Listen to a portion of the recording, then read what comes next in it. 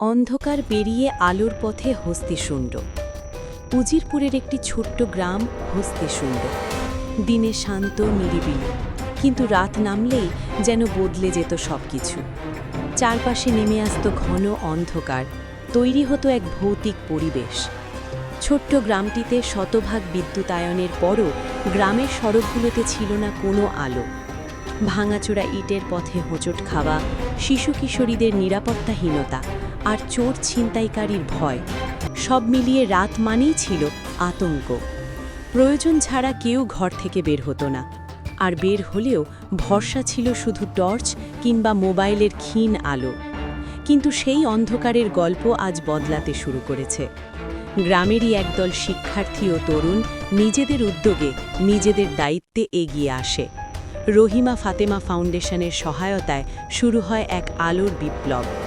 পুরান বাজারের পশ্চিম পাশ থেকে শুরু করে সালাম মার্কেট, দাসের বাড়ি, মোস্তফা আল মাদানী এতিমখানা হয়ে উত্তরের উকিল বাড়ি পর্যন্ত পরীক্ষামূলকভাবে বসানো হয়েছে সড়কবাতি।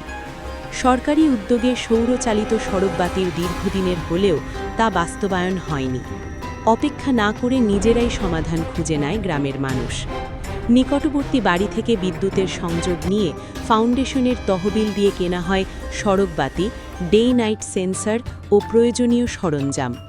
মাত্র 2 দিনেই গ্রামের 12টি গুরুত্বপূর্ণ পয়েন্টে বসানো হয় সড়কবাতি। এখন রাত নামলেও আর ভয় নেই। আলোয় ভরে উঠেছে গ্রামের পথঘাট, নিরাপদ হয়েছে মানুষের চলাচল। এই উদ্যোগ শুধু একটি উন্নয়ন নয়, এটি মানবিকতার এক উজ্জ্বল দৃষ্টান্ত। সবার সম্মিলিত প্রচেষ্টায় গড়ে উঠেছে নিরাপদ এক পরিবেশ।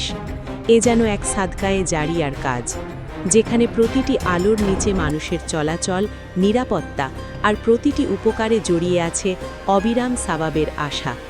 হস্তিশুণ্ড আজ প্রমাণ করেছে, ইচ্ছা আর ঐক্য থাকলে অন্ধকার যতই ঘন হোক, আলো ঠিকই পথ দেখায়।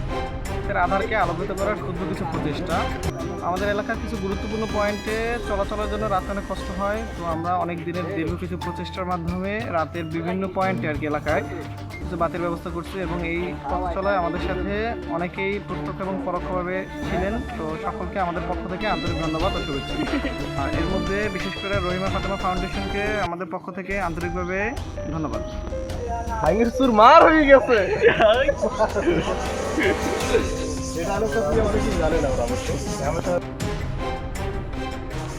পরিবেশ করতে আছে একটা সৌন্দর্যের জন্য, একটা যুবকরা বাড়ি গাড়ি, কারণ মানুষের রাস্তাঘাট ডাটানো হাফ পোপ এইদের জন্য, এরপর দিনে রাতে চোর ডাহাই ধান দেয়, তারাও একটু ভয়ঙ্কর আছে। এরপরে যুবকরা উদ্যোগ নিয়ে এইটা পরিবেশটা করে।